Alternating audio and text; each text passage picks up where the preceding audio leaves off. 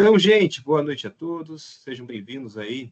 Hoje, uma noite especial, primeira semana aí de 8 em dezembro, já trazendo uma super celebridade, podemos dizer, de privacidade e proteção de dados, doutor Arthur Sabá. Acho que dispensa currículo, né? Todo mundo aí que está presente conhece. Também estamos contando com a participação aí do Ricardo Rios também, nosso braço direito, aí, diretor de privacidade da NACO também, junto comigo, vai nos ajudar a mediar o painel. Só para informar, pessoal, que a gente está com câmera e áudio aí mutado para dar mais aí questão de privacidade aqui no debate, mas vocês vão ter o tom de voz aí à vontade, a gente vai separar uns minutos para vocês ir colocando as perguntas no chat, e aí no final a gente vai trazer as perguntas para o doutor Arthur responder. Doutor Arthur, acho que a noite aí está todo mundo esperando para lhe ouvir, para saber. Eu até estava aqui com o trabalhinho, aquele que eu até lhe mostrei ali, que eu fiz a linha do tempo dos 4 anos da NPD, né, que eu deixei aberto aqui para a gente poder ir acompanhando, mas acho que todo mundo quer ouvir do senhor como que foi esse ano de 2024. Eu tenho a nossa conversa do início do ano, e pelo que eu anotei ali, que eu fiz um checklist, tudo que foi dito, bateu. Então, mas a gente quer ouvir aí como é que vai ser 2024, quer dizer, como foi 2024 e como vai ser 2025, né? Os alunos da G8 sempre falam, quando é que é o momento que a gente vai ter aquela conversa, eu vi o diretor da NPD, para a gente já ir sabendo e nos preparando como vai ser 2025. Então, a voz do povo, a voz de Deus, eu convidei o senhor e estou muito agradecido aí para a gente ir no nosso evento. Então, passa a palavra, meu amigo. Obrigado, doutor Gabriel, doutor Ricardo, todos aqueles que nos acompanham aqui nos G8. Eu só tenho a agradecer o convite, mais uma vez, feito pelo Gabriel. Nós conversamos um pouco sobre proteção de dados pessoais e privacidade e as tarefas as missões, né, as responsabilidades e as estimativas os prognósticos que a NPD tem para 2025, né? Bem, 2024 foi um ano bastante complexo, porque nós tivemos que desenhar uma série de questões, principalmente relativas à nossa fiscalização. Tivemos que intensificar as ações fiscalizatórias, até por conta do crescente uso e disseminação das ferramentas de inteligência artificial.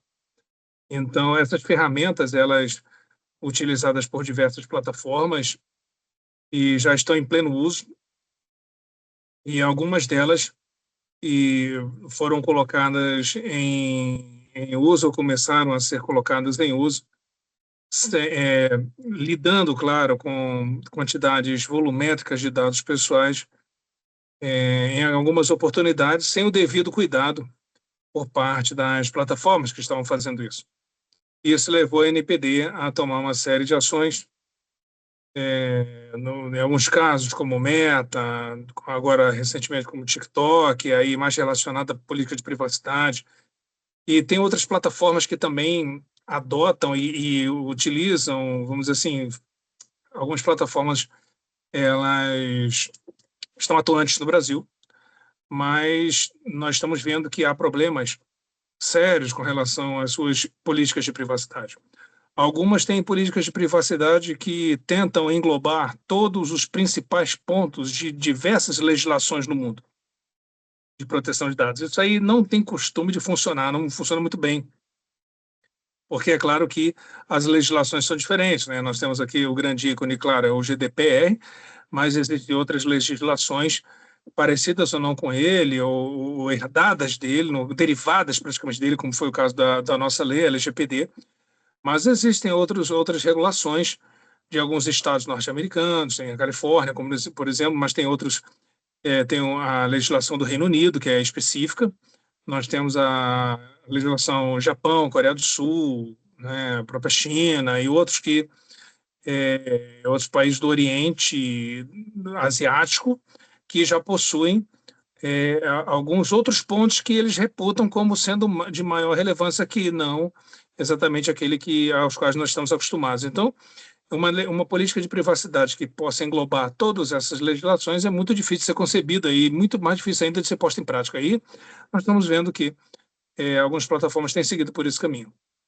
E aí nós, é claro, né? Intensificamos as fiscalizações e, assim, em cima disso, até seguindo o nosso mapa de temas prioritários, né, que também fala do que nós temos que perseguir com maior atenção. Agora, é claro que nós temos, em 2024, tivemos um viés regulamentador também forte. Foram aprovados dois guias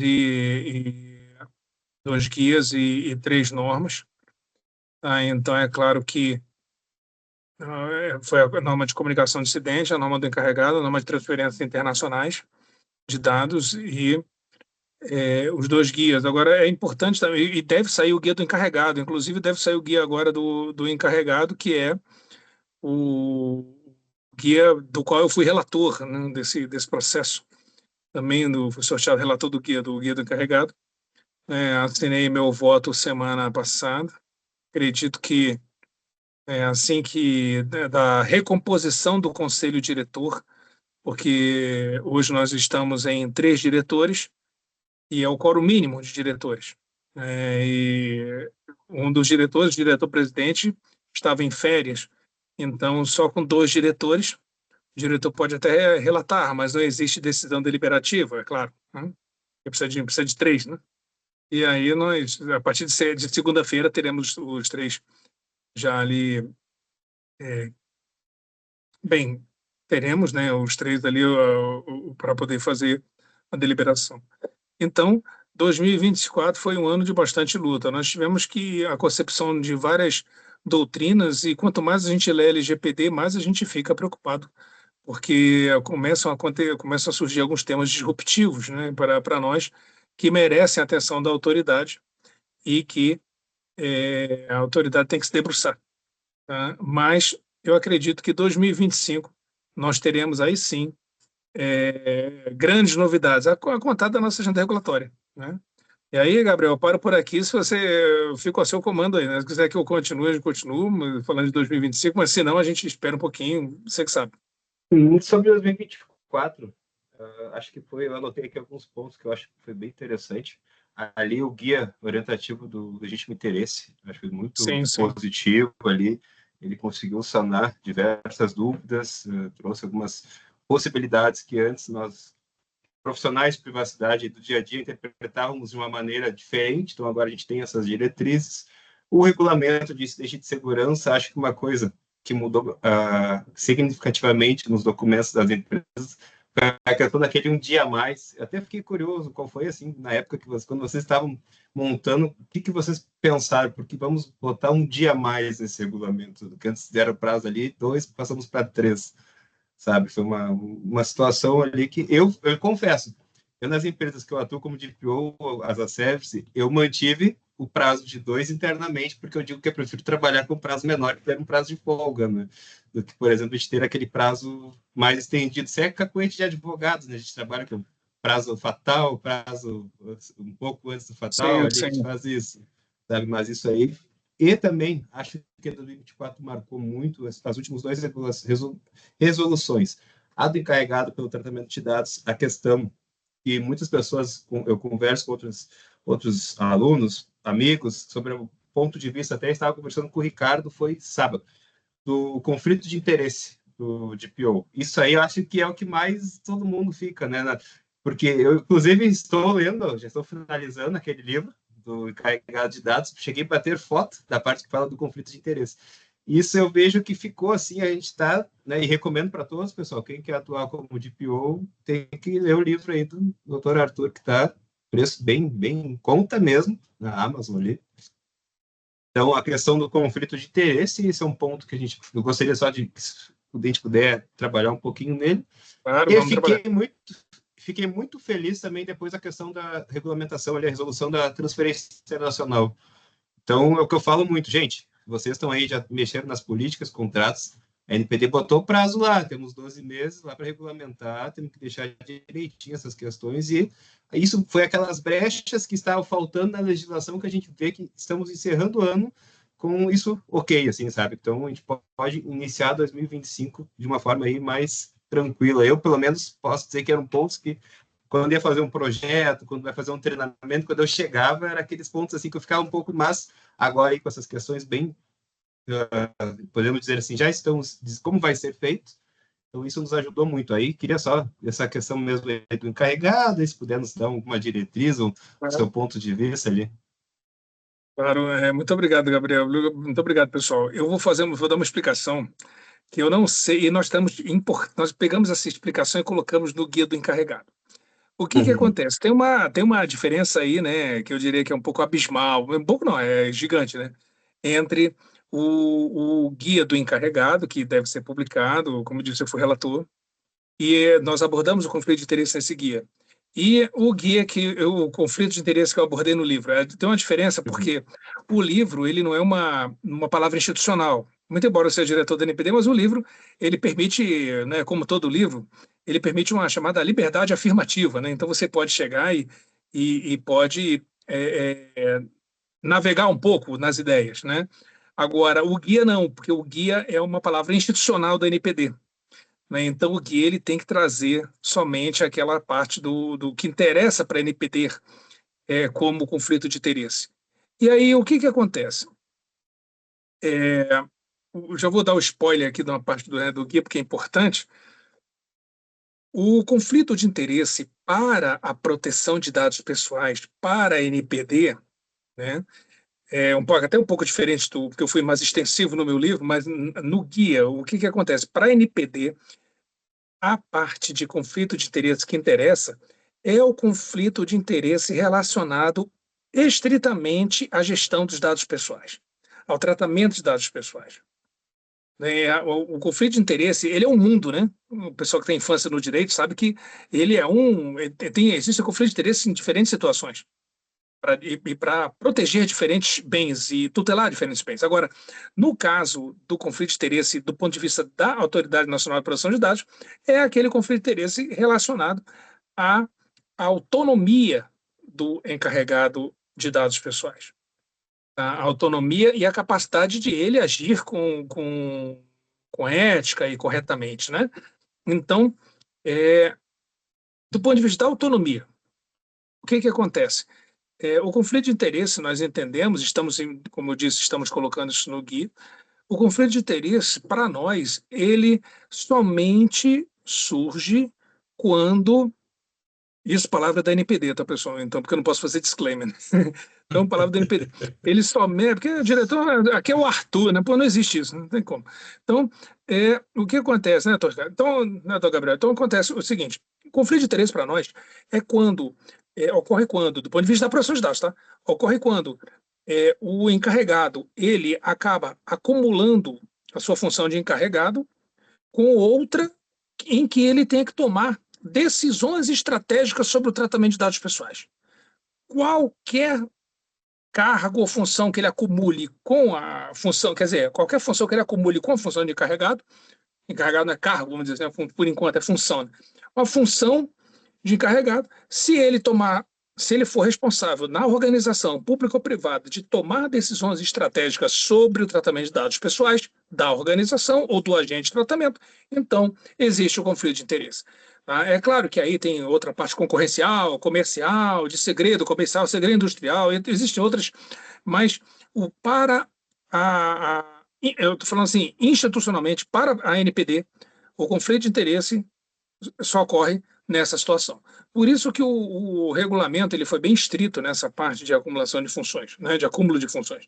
Agora, é claro que existem outros tipos de conflito de interesse, inclusive eu abordo isso também, mas que são possíveis conflitos de interesse que podem trazer prejuízos às ações do encarregado quando ele está lidando com um ou mais agentes de tratamento, por exemplo. Agora, para a NPD, é só quando ele acumula funções em que ele pode tomar de algum jeito, de algum modo, em algum momento, ele pode tomar decisões estratégicas sobre como a organização vai tratar dados pessoais. Aí configura o conflito de interesse. Seria nesse sentido. Tá? Não sei se baguncei mais que ajudei, né? Porque às vezes eu penso que está ajudando né? Seria nisso aí, doutor Gabriel. O pessoal está muito com aquele pensamento. Então, se eu atuo no jurídico da empresa, eu não posso ser nomeado de DPO da empresa, só atuo com a parte de TI, eu não posso mais, então, não sei, porque eu vejo isso acontecendo no dia a dia. E também tem aquelas empresas que acabam nomeando cargos de gestão, né, que, no meu ponto de vista, são os que mais poderiam acabar conflitando nessa questão, porque são que decidem o tratamento de dados, a gente vê no dia a dia ali. Não sei o que o senhor poderia dizer sobre, só para acalmar os corações do pessoal nesse quesito mesmo, que eu vejo que seria aí um ponto para a gente dar continuidade. Só tirar essa dúvida mesmo, não sei se o Claro. Ricardo também. Não, claro. Doutor Ricardo, tem alguma coisa? Não, eu quero fazer uma colocação, mas vamos primeiro ouvir aí a resposta para o Gabriel, por favor. Obrigado, doutor Ricardo. Obrigado, doutor Gabriel. Obrigado, pessoal. O que acontece? Esse termo, tem um termo ali que coloca que é a depender no caso, do caso concreto, né? Ou seja, tudo isso, todas essas avaliações, vai depender de caso a caso. É muito difícil, seria muito difícil que a NPD, como alguns quiseram na consulta pública, na audiência pública também, alguns quiseram que a gente nominasse exemplos de cargos. O europeu fez isso. Tem outros países que fizeram também, fora da Europa, fizeram isso também. Eu, né, falando lá que o doutor Gabriel mencionou, no meu livro eu coloquei alguns exemplos ali que potenciais conflitos de interesse, não é que vai exatamente, matematicamente, vai ser aquilo. Mas por que a NPD ela deixou amplo no regulamento? Ela botou a depender do caso concreto. Porque, é claro, nós temos mais de 21 milhões de CNPJs no país. É muito difícil que você chegar, e uma grande parte deles são empresas, organizações públicas e privadas, então, de todas as esferas e níveis e âmbitos, então, e portes, né, e naturezas. Então, é muito difícil que a NPD chegar e dizer assim, olha, esses tipos de cargos aqui, inciso 1, sei lá, chefe da equipe de pronta resposta a incidente, 2, do TI, não sei como fez o Cris Caseras aí, né, em 2021, o Ministério lá ou então o Ministério do Planejamento, né? Ah, não, porque quem é de TI não pode ocupar. Então era muito prematuro dizer isso, tanto é que isso constava da versão inicial do guia e eu e os outros diretores retiramos isso, né, porque não é algo matemático, não é planilha de Excel. Isso vai depender de cada caso, de cada empresa. Tem empresas em que o analista de TI, só para concluir, tem analista de TI, ele não toma essas decisões todas estratégicas, e tem empresas que ele pode tomar. Então, por isso que é depender do caso concreto. Eu concordo, eu acho que é bem por aí mesmo, mas tem uma coisa que eu vejo acontecendo, né, de um modo geral, especialmente quando é contratado externamente, né, como encarregado externo. Né, a empresa contrata um encarregado que presta serviço para aqui. Então, eu vejo isso aí com uma certa... assim, pensando em como a pessoa ela tem que ter um envolvimento no negócio da empresa, um conhecimento no negócio da empresa, para poder tomar as rédeas, né, e agir como um encarregado mesmo. Né? E eu vejo, aí pode haver um conflito, porque muitas vezes a pessoa pode se atirar achando que ela está assim, né? Não, estou oferecendo um serviço, eu vejo uma brecha para oferecer alguma coisa nova e não tem o conhecimento do negócio suficiente para que aquilo aconteça de maneira linear e retilínea, e principalmente ética, né? Porque eu acho que aí pode haver um conflito aí nesse caso. O que o senhor acha, doutor Arthur? Sim, sim, é por isso que se recomenda, né, que na contratação de um encarregado, pessoa natural externa, né? Porque tem a pessoa jurídica também externa.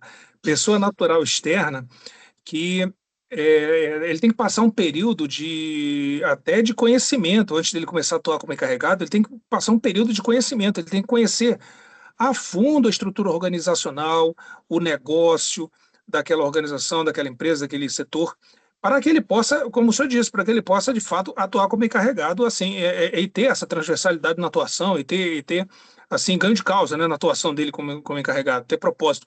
Porque senão ele vai. E existe uma tendência, assim, claro, a gente não vai começar um trabalho do zero, ninguém, eu também não começaria. Você acaba pegando um modelo para não sair do zero, você pega um modelo. E, claro, esse modelo de adequação, de conformidade, de compliance LGPD, ele vai ter que ser adequado ou sofrer alterações e adaptações de acordo com aquela organização para onde o encarregado vai trabalhar, para a qual ele vai trabalhar. Então, isso aí é complicado. Então, às vezes, o pessoal, o que eu tenho ouvido, né, bastante isso, que às vezes uma organização contrata um encarregado, pessoa natural externa, como se fosse um consultor mesmo, encarregado, e ele vai trabalhar como encarregado, só que a empresa já quer resultados logo de cara, assim, para ele. Então, ele não vai conseguir, ele não vai conseguir, e o pessoal fica angustiado. Desempenhar, né? Não vai ter um Isso. desempenho, né? Exatamente, não vai conseguir, porque ele está chegando agora, ele tem que, ele precisa de um tempo para poder entender a empresa, não é coisa de organograma, ele tem que entender como é que funciona a empresa, no seu âmago, no seu imo, né? É. E isso leva tempo. O senhor está certíssimo. Então, eu acho É que mais ou menos que o DPO, o carregar de dados, ele tem que ter o mapeamento dos processos, a gente pode falar assim, saber como, ele tem que ter para participado, poder mexer com a empresa. Tem que fazer um mapeamento, ele tem que chegar e também ter conhecimento daquilo lá. E isso aí é uma coisa que me preocupa também, né, quando, por exemplo, é contratado uma PJ, né, um PJ, um escritório de advocacia ou algo do gênero. E muitas vezes está lá, o título está lá bonitinho, né, que é lei geral, né, e aí a pessoa, não, então vamos contratar um escritório de advocacia, e a pessoa não tem a menor noção de como se funciona um banco de dados, por exemplo, entendeu? Qual é a real colocação de como é coletado, desde a coleta até, né, a disposição do dado no final. Então, isso aí é uma coisa que eu acho que a gente tem que estar sempre mencionando para todas as pessoas, de modo geral, para ter um cuidado, né, enquanto essa contratação for feita. E mesmo dentro da empresa, para não haver nenhum tipo de conflito, a gestão, eu acho que a gestão fica muito, realmente, na berlinda, nesse caso, né? Então tem que ser uma coisa muito bem escolhida. Eu achei que o que o senhor falou e a maneira como está colocado no livro também, que eu tive a oportunidade de pelo menos ler alguns trechos já, né? Então, infelizmente, eu consegui ler todos, né? Mas eu achei que é muito próprio, sabe? Eu acho que está indo para você tem que ser por aí mesmo. E estou aguardando, não é? Muito serenamente o guia que é da NPD, porque acho que vai realmente nos dar uma visão completamente diferente desse momento. Muito obrigado. Mas o guia ele está um pouco mais, como é que eu vou dizer, mais econômico, porque ele ficou, como disse, né, o guia ele é muito, claro, ele é assim, ele não pode ter muitas disrupções, porque é a dificuldade, né, que a gente enfrenta. Eu falei isso bastante lá, eu sempre falo a verdade, né, então não tem a transparência total. A vida é o livro aberto, né? Então, o que acontece? Eu falei lá, pessoal, olha, é um desafio muito grande quando você vai fazer um guia sobre uma norma já publicada. Quando você vai fazer um guia em que o assunto não está totalmente pacificado, por exemplo, o guia do legítimo interesse, você pode explorar, pode ir a fundo, pode dar exemplo. Quando você vai fazer uma norma que está explicando um guia, né? Então você tem que tomar muito cuidado. Por dois motivos, né? Porque primeiro, você tem que encontrar o equilíbrio perfeito entre você querer explicar demais e cometer o extra legis, né? Você avançar no que o regulamento não estabeleceu, ou você recair na obviedade, você ficar escrevendo com outras palavras que o regulamento já trouxe, né? Então, Exatamente. nós tivemos que buscar um equilíbrio santo ali, né? Mas eu acredito que ficou bom. Se Deus quiser, espero que ele queira, agora em dezembro vai ser publicado. E bom. Em dezembro ainda? Dezembro. Dezembro. Vai chancelar 2024 com guia, Isso. né? Vai ser Preferência numa sexta-feira, Eu já percebi, a NPD gosta, né? Sempre de publicar sexta-feira, naquele horário, para dar isso, assim, né? 5 da tarde. Isso aí me parece ataque hacker. Não, o pessoal de TI fica todo desesperado. Será que eu posso ir para casa na sexta-feira tomar minha cerveja? Tá bem, o pessoal pensa que vai tomar uma cervejinha e vai. Olha, eu queria colocar para vocês aí que estão no chat, ouvindo a gente, né? Por favor, já vão colocando as perguntas aí para a gente ir desenvolvendo também, pessoal, porque às vezes tem alguma coisa que vocês queiram perguntar que a gente pode, de repente, adiantar alguma coisa. Tanto é para isso que nós estamos aqui, né? Com a ilustre presença do Dr. Arthur aí. Muito obrigado mais uma vez. Imaginando o dia 20 de dezembro, que para muitos que já estão encerrando o ano ali, já esperando só, né? O Natal, o Ano Novo, 20 de dezembro, 5h30 da tarde, publicado o dia. Sexta-feira. A ideia é essa mesmo, ali para dar uma emoção. Daqui a pouco vou pedir, como é que é? Face ID, reconhecimento facial para o Papai Noel. E 2025, o que a gente pode esperar, então, que a gente, como 2025 nós profissional, estamos... Isso, né? 2025 nós estamos aí com algumas tratativas interessantes, né? 2025 nós estamos aí com alguns assuntos que nós temos que não pode passar de... A grande maioria não pode passar de 2025, tá? Porque eu costumo dizer que a gente fica construindo a LGPD é como se fosse um gigantesco... A normatização, né? Você normatizar o ambiente de proteção de dados é como se fosse construir um prédio, né? Então, a gente está começando a deixar os fundamentos, começando a passar para as vigas, né? Já para os primeiros andares, já começando a construir. E o que acontece? Nós estamos aí com um processo que foi direcionado para a diretora Miriam, que é o processo da Agenda Regulatória 2025-2026. E aí, o que vai ter nessa agenda regulatória? Nós estamos imaginando os 10 temas devem ter um pouco mais de 10 temas, tá? Mas os 10 temas que eu posso adiantar na parte de direito dos titulares de dados, que deve ser que está gerando bastante dúvida, e nós vamos aprofundar, inclusive deve virar até uma norma, acredito que vire norma. O segundo tema deve ser o do compartilhamento de dados pelo poder público, porque está gerando ainda algumas dúvidas, e alguns procedimentos não estão sendo ainda realizados como devem ser realizados. Então, deve ser uma norma.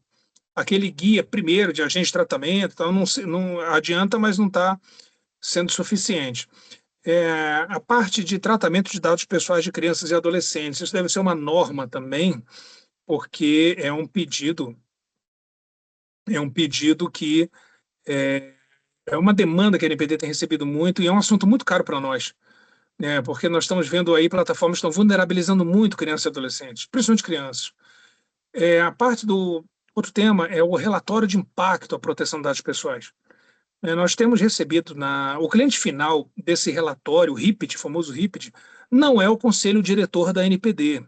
Eu praticamente não vou ver esse relatório. Quem vai ver esse relatório, o cliente desse relatório final, ele é o coordenador de fiscalização, aquele que examina os processos, que aplica ou não sanções. Esse que é o cliente do relatório. Só que o relatório, enquanto a NPD não diz o que tem que ter esse relatório, porque, claro, já existem alguns itens ali na LGPD, só que o pessoal tem extrapolado muito. Então, tem relatório muito extenso, muito grande, às vezes com dados desnecessários, e outros com dados a menor, né? Então, também nós vamos ter que estabelecer isso aí. A parte de dados biométricos também é outra questão que nós estamos tratando, tá? Dados biométricos, porque nós estamos recebendo muitas dúvidas, muitos questionamentos, e isso tem gerado problemas. Aliás, inclusive, vem aquela Human Tools for Humanity, né, aquela famosa coleta de íris, né, está dentro disso aí, tá? Não é só isso, mas está dentro disso. Também a NPD ela vai publicar também, aí provavelmente vai ser nós estamos vendo se vai ser uma norma ou guia, vai depender do nível de enforcement, né, mas nós estamos também para 2025 publicando um estudo, que aí nós vamos ver se, como eu disse, vai virar guia ou norma, mas sobre medidas mínimas de segurança da informação. Tá? Porque, é claro, tem toda essa discussão que está aí no país, é muito salutar, né, sobre segurança cibernética, cibersegurança, quem faz o quê, só que hoje o único órgão público que tem autoridade, mandato para publicar normas, estabelecer normas complementares sobre segurança, sobre medidas de segurança, inclusive de segurança da informação, claro, visando ao tratamento de dados pessoais, mas o único órgão que tem esse mandato é a NPD. Hoje, por lei, é a NPD. Tá? E aí o pessoal, não, mas vai ter agência, não vai ter agência de cibersegurança, é outra questão que, né, aí tem que ver. Bem, outro também que deve ser norma, provavelmente vai ser sobre inteligência artificial, proteção de dados aplicada aos sistemas de inteligência artificial. Tá?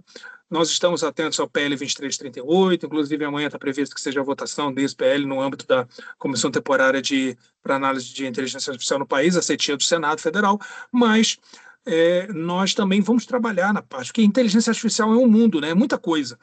E nós a ideia é que essa norma ela seja somente de proteção de dados sobre sistemas de inteligência artificial. Tá? E também, aí é claro que ficou para o ano que vem, tá? Por isso que eu só falei um guia, que é o guia do encarregado, que vai ser publicado em novembro, que eram 3 normas, e o planejamento inicial da NPD seriam 3 normas e 3 guias, né? Para 2024. Só que ficaram 3 normas e um guia do encarregado, que, se Deus quiser, espero que ele queira novamente publicar em dezembro, né? Aquele horário que o pessoal falou aí. Agora, os outros guias eram guias de anonimização e pseudonimização, tá? E o guia de tratamento de dados pessoais de alto risco. Esses 2 guias, eles se mostraram mais complexos do que nós imaginávamos. O guia de anonimização, ele já está pronto, já está sorteado o diretor, a diretora Miriam está analisando, só que ele possui alguns desdobramentos que nós temos que incluir. E com isso, nós vamos precisar de um pouco mais de tempo, mas está previsto para 2025. E aí também nós temos 2 setores que pelo menos um setor, a gente vai dar uma atenção. É a parte de dados pessoais sensíveis no que tange às organizações religiosas. Tá? Isso aí também é uma área muito sensível do país. Tá? Nós temos diversos ramos religiosos, falando de grandes ramos religiosos, todos eles, a grande maioria deles, sem dúvida, todos eles tratam em alguma medida dados pessoais. E são dados pessoais sensíveis. Tá? Por definição pela teoria da árvore, né? Dados pessoais sensíveis. Aquela teoria antiga que o pessoal fica comentando de que, no caso aplicada à proteção de dados pessoais, que um dado pessoal normal, geral ou comum, ele em algum momento pode ser convertido em dado pessoal sensível. Isso acontece muito com organizações religiosas. Tá? E também, eu diria, por último aqui, que a gente deve cuidar, mas não seremos nós exatamente, será o Conselho Nacional de Proteção de Dados Pessoais e da Privacidade que vai cuidar das famosas diretrizes para a Política Nacional de Proteção de Dados Pessoais e da Privacidade. Chamado Conselhão, né, o CNPD, ele já tem alguns grupos de trabalho, alguns GTs formados, constituídos oficialmente, para tratar dessa temática. Cabe a eles propor diretrizes para a NPD tem que consubstanciar essas diretrizes e enviar ao Ministério da Justiça. Provavelmente não vai ser a NPD que vai elaborar essa política, né? Mas porque pela lei e pelo decreto cabe a nós organizar as diretrizes e enviar para eles.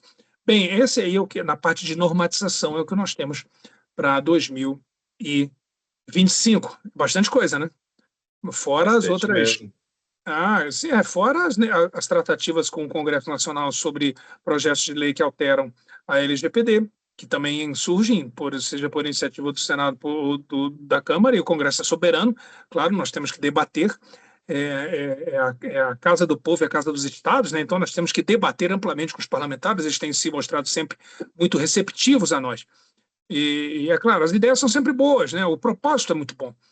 O que nós somente gostamos de acertar de vez em quando é o modo como isso é implementado. Tá? Porque se for alterar a LGPD, que se altere, claro, de um modo que seja realmente eficaz para todos. Né? Seria, por enquanto, isso aí. Eu fico à disposição. Qual que é hoje a visão da NPD? Eu venho acompanhando ali as orientações que vocês falam sobre inteligência artificial e venho fazendo um estudo aprofundado sobre o regulamento europeu. E uma das maiores preocupações da Europa com a legislação a regulamentação de inteligência artificial é que o regulamento continue atualizado na medida em que a inteligência artificial vem cada vez mais crescendo e, de um ponto de vista que a gente consegue uma extração facial, daqui a pouco até saber como a pessoa está, questão humor, saúde, né? Um simples raio-x, vamos dizer assim.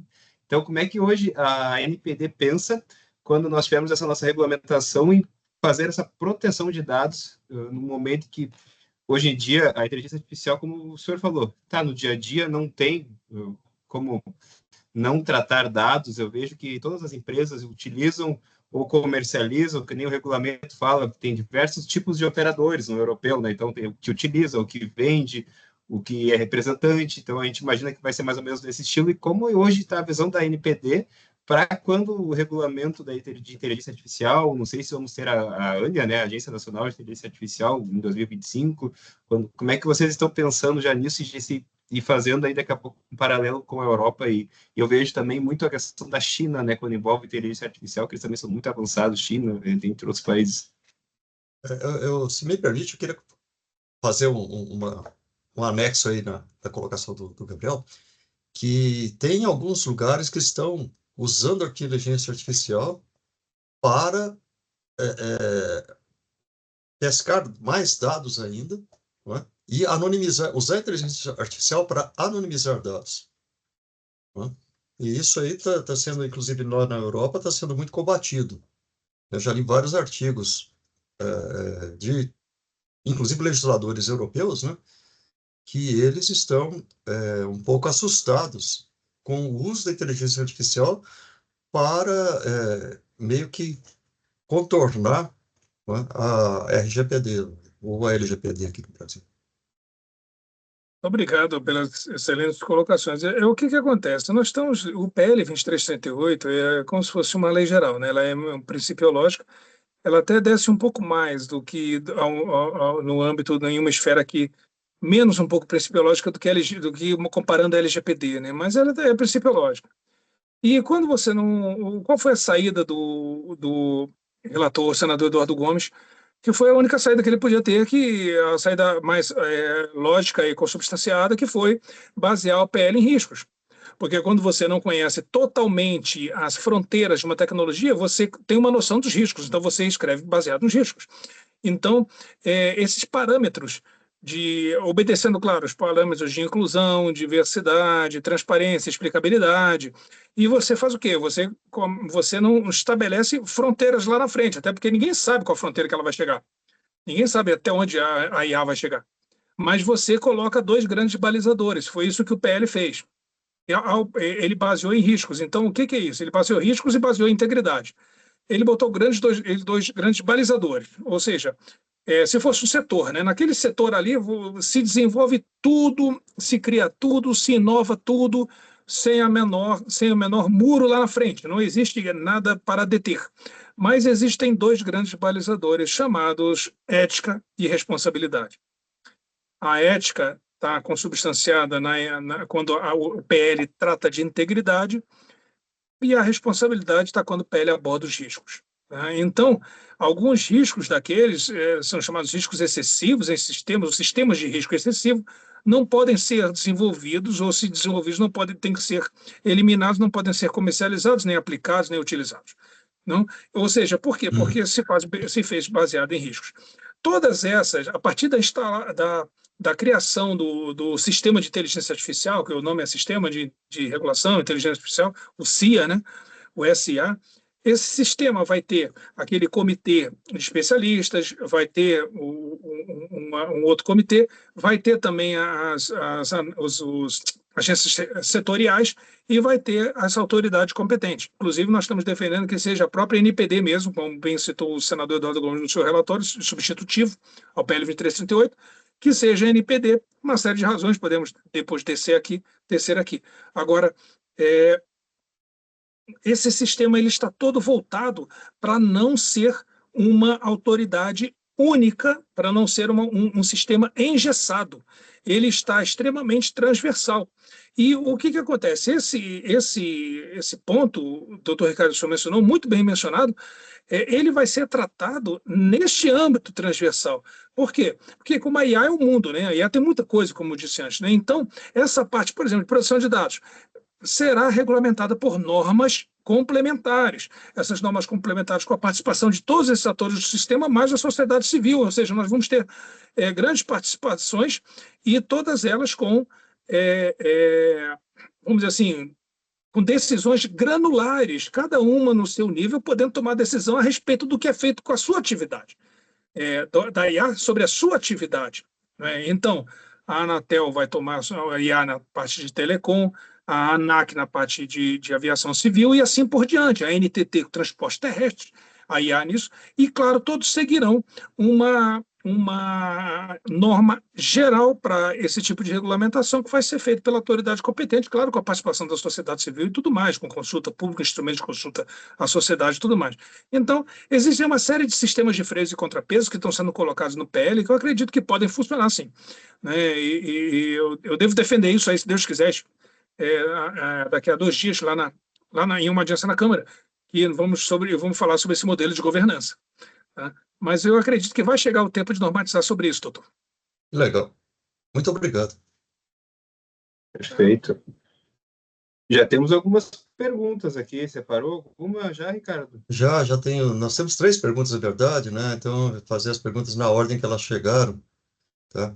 A primeira da Maria Aparecida, que pergunta se o guia, né, que vai ser publicado, ele explicará melhor o conceito de decisão estratégica. Excelente a pergunta. Ele vai falar sobre decisão estratégica. Vamos lá.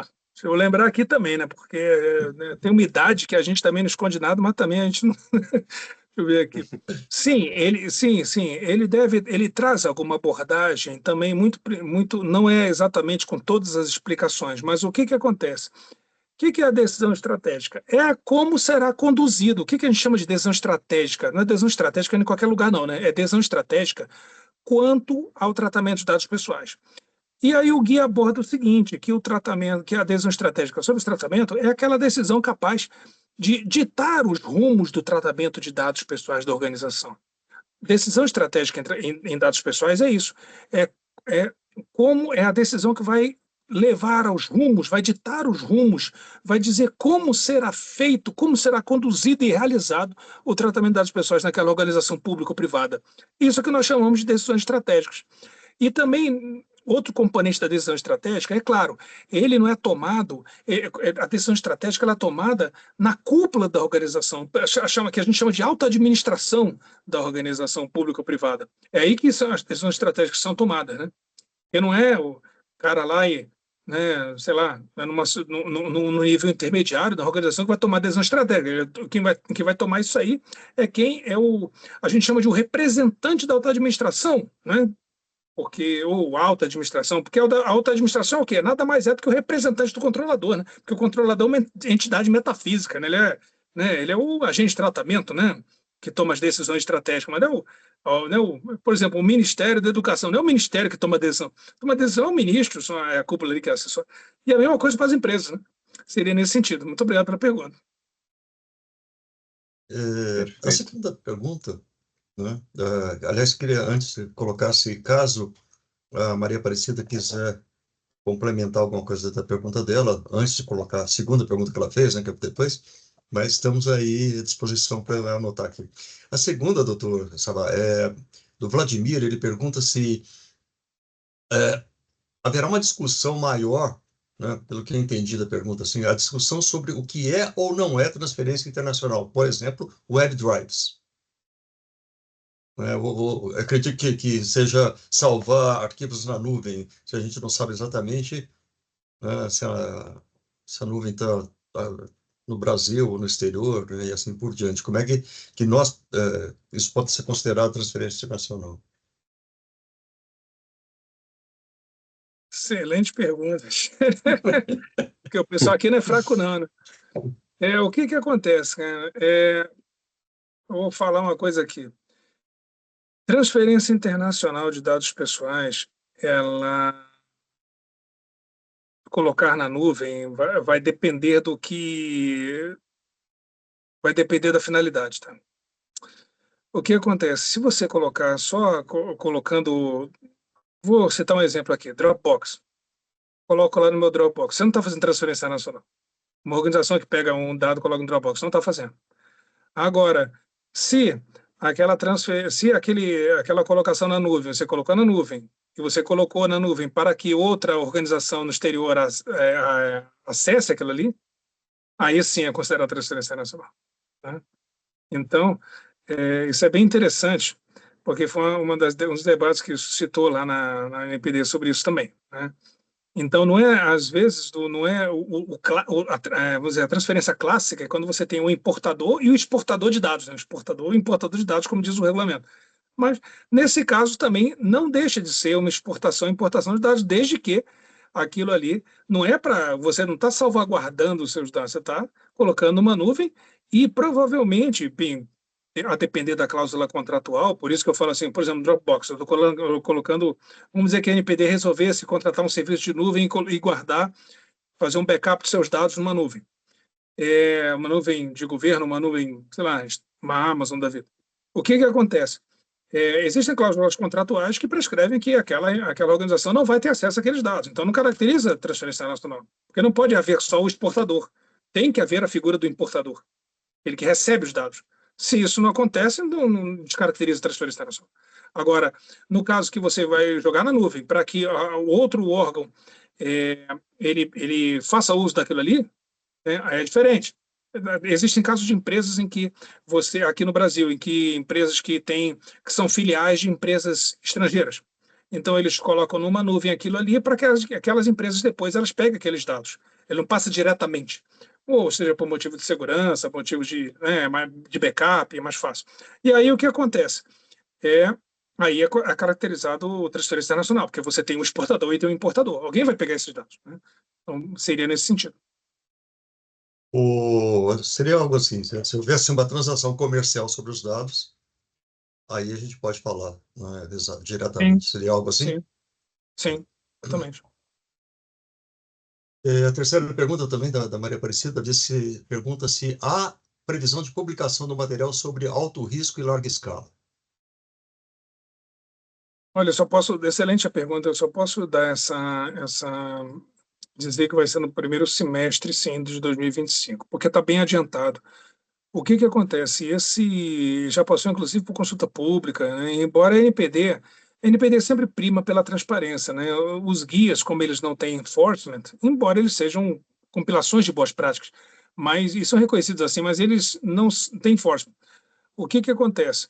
A ideia é que no primeiro semestre de 2025 ele seja publicado, porque essa parte de alto risco ele já está em larga escala, ele foi parametrizado, tá? Totalmente parametrizado. Então, porque antigamente o que nós seguíamos aqueles ditames europeus, né? Porque o europeu também, os ditames europeus, as autoridades faziam isso, né? Nós conversamos com algumas autoridades europeias que faziam isso também. Olha, quem avalia se é alto risco e larga escala é o próprio agente de tratamento. Só que está havendo uma série de erros de avaliação, tanto lá na Europa quanto aqui também.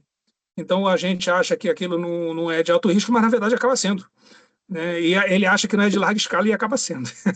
E aí, para evitar isso, a NPD concebeu uma metodologia matemática para parametrizar se o agente faz tratamento de alto risco e de larga escala. Deve ser o primeiro semestre de 2025. Perfeito. O Hamilton pergunta como a NPD poderá contribuir para a criação de cláusulas, como, por exemplo, cláusulas criadas pelo controlador e submetidas à NPD com troca de dados em empresas diferentes, né? Por exemplo, Google, Meta e Microsoft, né? Empresas pequenas, médias, jamais conseguirão ser ouvidas, ele afirma isso, né? Então, como a NPD poderá contribuir para a criação dessas cláusulas, né? Inclusive agora colocando, né, como as pequenas e médias empresas poderiam ser ouvidas também nesse contexto. Então, tu pergunta, Milton. A pergunta ela tem muito boa pergunta. É excelente. A pergunta talvez ela tenha um desdobramento comercial, monopolítico, né? Eu não sei se é a questão de monopólio, né? A preocupação da NPD vai ser se a preocupação da NPD com compartilhamento é se o compartilhamento está sendo responsável, ético e seguro em cima da proteção de dados pessoais, né? Obedecendo às leis com a LGPD e obedecendo às normas da NPD e principalmente ali que tinha empresa que não fazia isso antes, passou a fazer porque viu que a NPD estava fiscalizando isso com base numa hipótese legal aceitável, né? Legítima. Agora, sobre a oportunidade para outras empresas concorrerem em termos negociais A NPD ela não costuma entrar nessa parte, tá? Não sei se você vai ficar decepcionado com a minha resposta, mas, de fato, a NPD, a preocupação da NPD é com tratamento seguro, uso e ético e responsável dos dados pessoais. Se aquelas empresas estão fazendo isso aí de modo seguro e ético e responsável, ou seja, com políticas de privacidade estabelecidas, com aviso de privacidade, com transparência ao titular de dados, aí são questões que a gente tem que analisar com outro viés. Talvez seja a questão de coisa da Senacom ou do CAD. Aí teria que se ver com, né, teria talvez outra questão assim, periférica, não sei.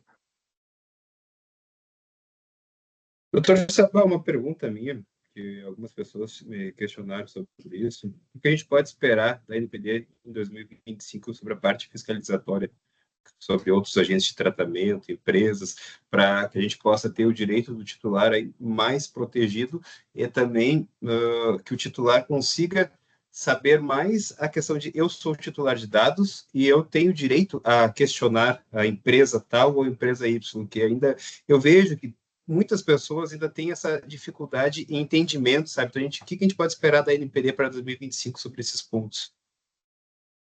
Nós vamos, está certíssimo, e isso é uma coisa que eu tenho falado muito na NPD, e todos ali concordam comigo. Nós, inclusive, estamos fazendo já claro que isso não vai resolver, mas já é um passinho, né? Um passo pequeno, mas já é um passo.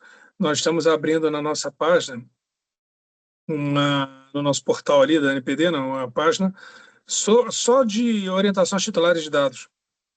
Já é alguma coisa, não é exatamente que hoje em dia no mundo digital, né, ajuda, mas não vai solucionar. A gente sabe que não vai.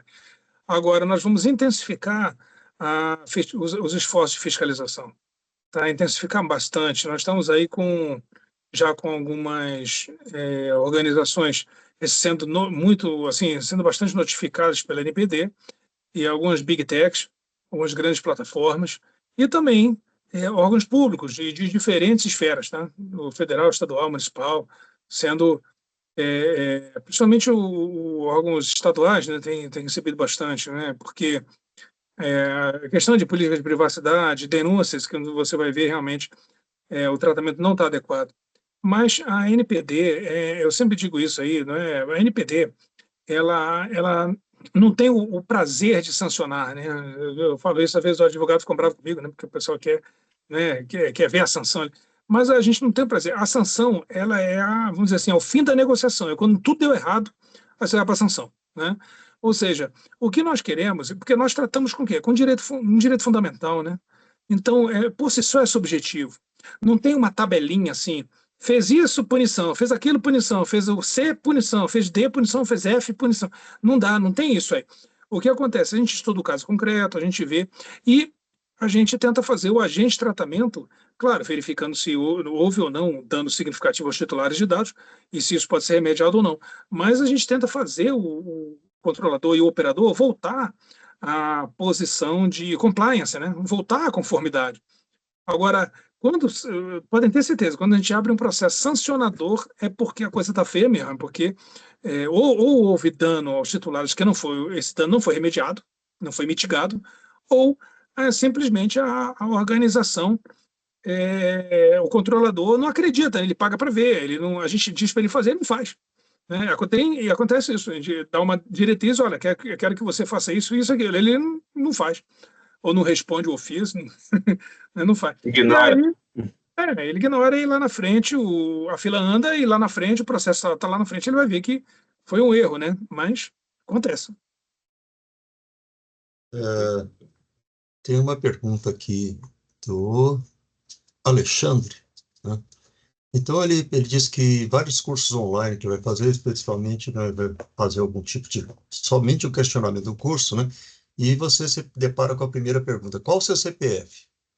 Ele pergunta se isso é correto ser feito. E aí a pergunta continua, né? Em alguns casos, na contextualização da inscrição gratuita, pede o valor da renda da família individualizada. Também pergunta se isso é correto. E se existem normas ou diretrizes nessa ordem da NPD que possam ser citadas, né, ou algo do gênero. Excelente pergunta, excelente pergunta. A gente se depara com isso também. O que acontece? Isso pode esbarrar algumas dessas coisas, dessas perguntas, dessas exigências de dados, podem esbarrar, e geralmente esbarram, no princípio da necessidade, né, da minimalização dos dados pessoais. Ou seja, existe uma desproporcionalidade entre o dado a ser fornecido e a finalidade a ser cumprida, atingida, alcançada pela organização que coleta esses dados. Então, isso aí também é ofensa ao princípio da adequação, né? Ou seja, você tem que estar adequado, o tratamento que você vai dar com os dados que você coleta. Então, não pode ter essa dicotomia. Entendeu? A finalidade tem que ser clara. Geralmente, esse site não informa direito da finalidade. Tem que dar, a finalidade tem que ser clara. Nós estamos colocando esses dados, estamos coletando esses dados, pedindo esses dados para essas e essas finalidades, porque isso é importante para nós por essas e essas finalidades. Né? Por exemplo, aí, renda média, eu acho, a meu ver, eu acho completamente errado. Não sei o que um site quer com isso, né? Eu me lembro que isso tem no e-commerce, tem na internet, como tem no físico. Algumas semanas eu fui numa loja aqui no shopping comprar um presente de aniversário e o camarada perguntou: eu podia me dizer onde você mora? Eu falei: não, você vai me entregar lá? Não, não vou, mas quer dizer, também o coitado, ele não sabe explicar também, né? Ele está cumprindo uma ordem do chefe, né? Ele não sabe explicar por que está aquilo ali. Né? E Esse aí, pronto. ponto, doutor Sabato, é que eu falo muito. A gente se preocupa tanto quando a gente vai fazer um projeto de adequação. Nós que estamos aí no dia a dia no trabalho de profissional de dados, e às vezes a gente vê que a parte operacional não tem a menor noção. Às vezes a empresa tem até uma política, um documento dizendo que fez, passou por um projeto, mas daquela pessoa que está no dia a dia ali, ela nem sabe, às vezes, o que é LGPD. A gente vê muito isso no dia a dia. E isso é o que um pouco me entristece. Então, os agentes de tratamento têm que pensar que não dá para só treinar a gestão e a parte ali, né, técnica. Tem que botar aquela pessoa que está cara a cara ali com aquela pessoa coletando os dados para que ela saiba o que fazer ou não fazer. E uma coisa que eu agora, até uma brincadeira, né, que a gente está no fim do painel, eu queria saber como é que o senhor faz quando o senhor chega numa farmácia e a pessoa diz assim: olha, para fazer essa compra aqui com desconto tem que botar o CPF. Como é que o senhor faz nesse momento? Só para descontrair. Que é aquele momento que a minha esposa fala assim: Gabriel, não arruma confusão agora. Né? Assim, a minha também. Só faz a compra e vamos embora. A minha me dá bronca toda vez. A minha me dá bronca.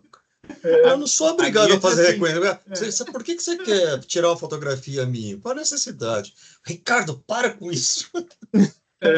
Mas é assim, não, é impressionante porque, de fato, o que acontece? As farmácias, tivemos algumas reuniões com as associações de farmácias, não tivemos com uma farmácia em especial, uma ou duas ou três.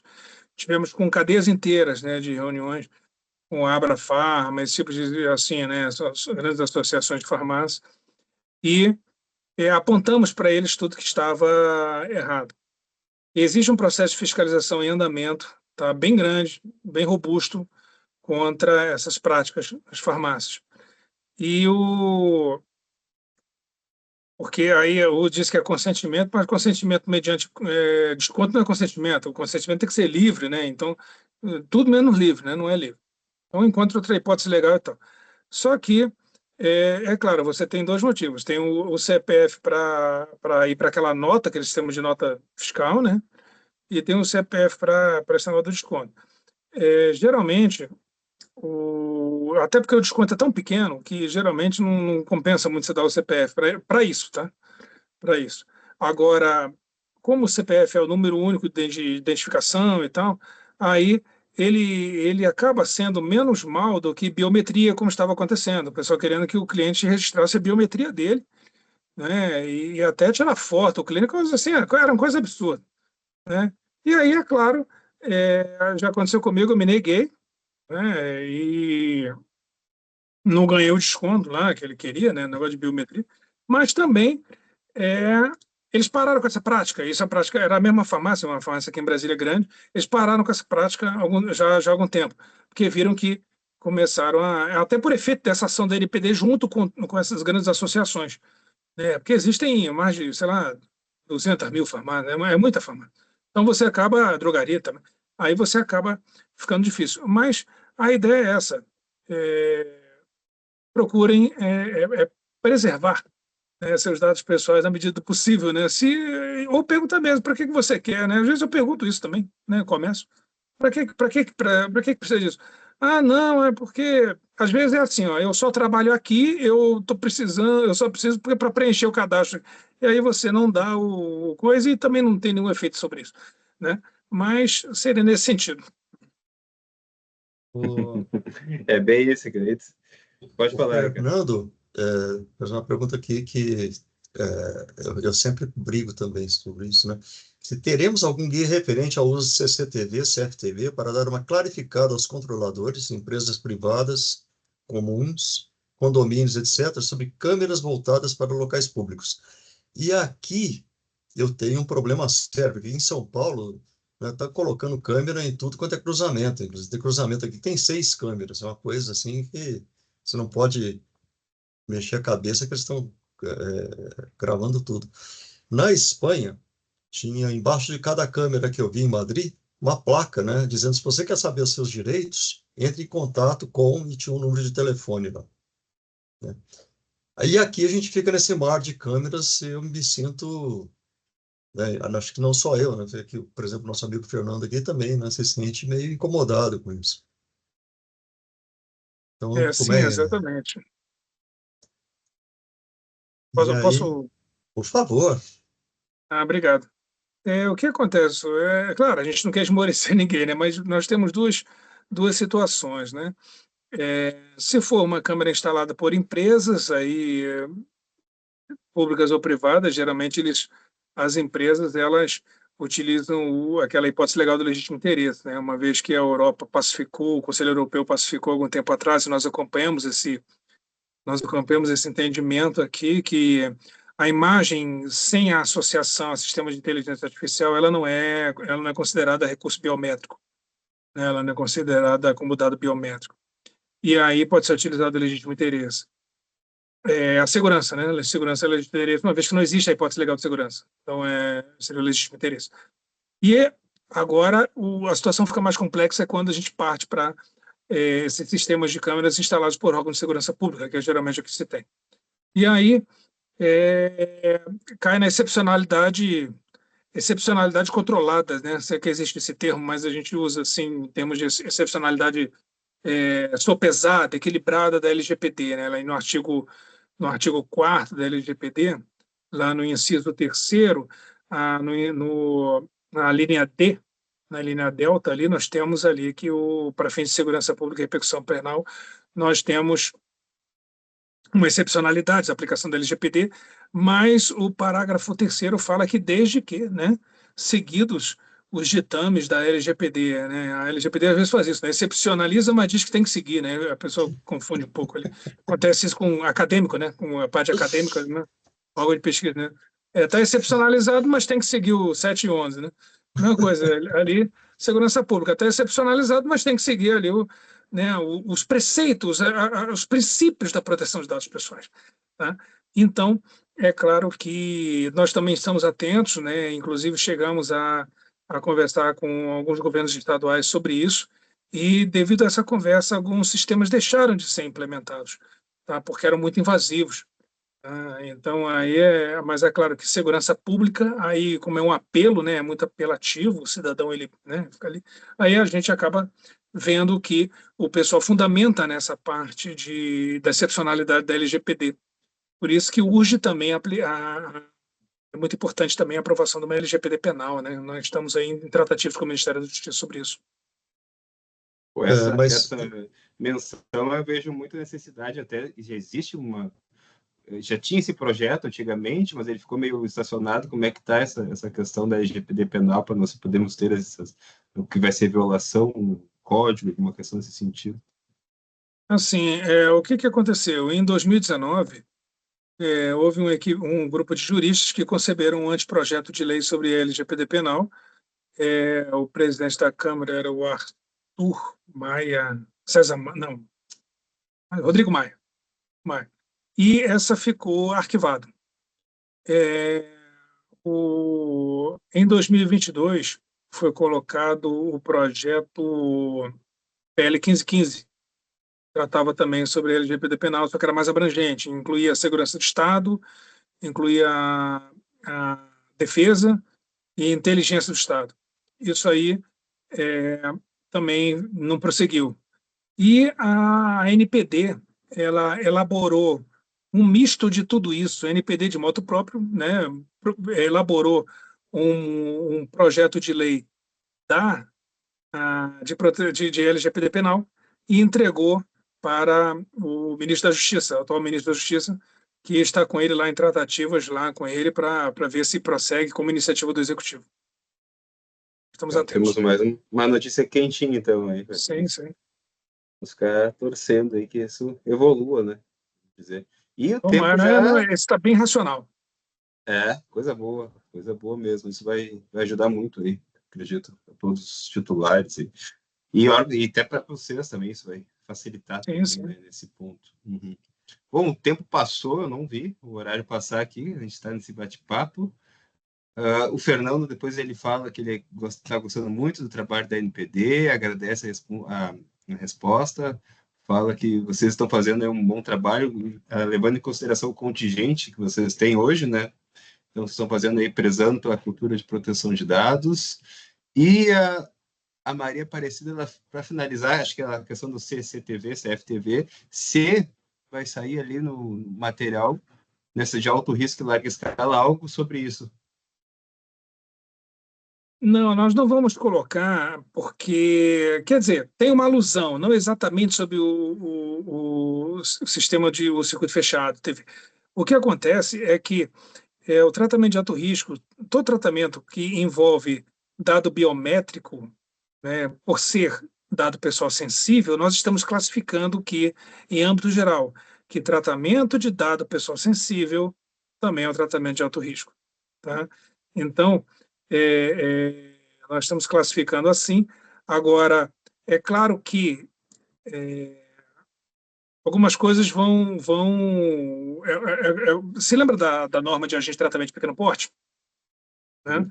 O que acontece? Lembra? Todos se lembram, né? Então, ou seja, você tinha que ter uma classificação você tinha que atender um fator genérico e um específico para ser classificado Exato. né? Porque senão, por exemplo, nenhuma organização religiosa poderia ser agente de tratamento de pequeno porte, porque todas elas tratam dados sensíveis. Então tem que ser dado sensível com o tratamento em larga escala, por exemplo. Se não casar os dois, então não é tratamento de alto risco. Então, quer dizer, é tudo sopesado, a gente tem que fazer uma combinação, porque não podemos esquecer que a gente não está falando nós não estamos falando de um conceito matemático, a gente está falando de direito fundamental. E é subjetivo por natureza. Isso aí é difícil de você categorizar, parametrizar. Então você tem que ter calma, porque tudo que a NPD faz, o pessoal fala, por que não faz norma rapidinho, né? Porque para a NPD. O pessoal pergunta isso aí, por que você não faz norma rapidinho? Porque não dá para fazer rapidinho. Você tem que. As normas da NPD impactam todos os agentes de tratamento do país. Então, não dá para a gente fazer um negócio assim às pressas, né? Tem que ser muito pensado, muito sopesado. Mas eu acredito que nós vamos conseguir enquadrar isso que a Maria Aparecida colocou nesse novo regulamento. Fico feliz. Queria agradecer ao Dr. Arthur e todos também que são presentes. A gente teve aí, no início do ano, a gente fez nosso painel, estamos encerrando aí em dezembro com esse painel, que nem eu falei, bati o checklist do que foi dito lá no início e vi que tudo foi feito e mais um pouquinho, ainda mais, temos mais algumas novidades que estão chegando. Ansioso com 2025 também, acredito muito no trabalho da NPD, eu como profissional aí de dados, também professor, e todos os dias tentando disseminar proteção de dados. Esse painel aqui acho que foi essencial para todos que estão presentes, depois quem vai poder assistir de maneira gravada no canal da G8, no YouTube, sabe? É muito bom a gente ter esse contato com a NPD direto e sempre o senhor traz esse canal aberto para que a gente possa estar sabendo o que está acontecendo, o que vai acontecer. Isso engrandece muito e acredito que todos que estão aqui saem hoje mais felizes com essa nossa noite. Então, na minha parte, eu quero agradecer, passo a palavra para o Ricardo, depois para o doutor Arthur, aí, para finalizar este painel aí enriquecedor de hoje. Só tenho a agradecer também. Foi realmente espetacular a reação aqui que nós estamos tendo do pessoal que está ouvindo para a gente, muitas pessoas agradecendo. Né? E isso aqui, né? Parabéns, excelente exposição, assunto, live espetacular, recheado de novidades, ou seja, gente, muito obrigado a vocês também que ficaram conosco até aqui. Doutor Arthur, mais uma vez, né, mais um ano que nós estamos juntos aí, né? Eu agradeço também, agradeço ao Gabriel por organizar e nos dar essa oportunidade, tá? Muito obrigado a vocês. Muito obrigado, doutor Gabriel, muito obrigado, doutor Ricardo, muito obrigado a todos que nos ouviram. E contem sempre com a gente, estamos sempre à disposição de vocês. Muito obrado. Bom, gente, Então muito tá, boa noite. gente. É isso aí. Finalizamos esse nosso painel. Uma ótima semana para vocês. Se cuidem e vamos, né? Vamos esperar 2025 com tudo aí, finalizar esse ano, tranquilo, né? Um abraço, bom descanso para vocês, uma ótima semana. Doutor Arthur, grande abraço para o amigo e a gente segue falando aí, porque 2025 já está há 28 dias de virar a chave. Não, 27, hoje já acabou, pô, 27, hoje já foi. Boa noite, gente. Obrigado, pessoal, um abraço. Tchau, tchau. Tchau, tchau. Mas...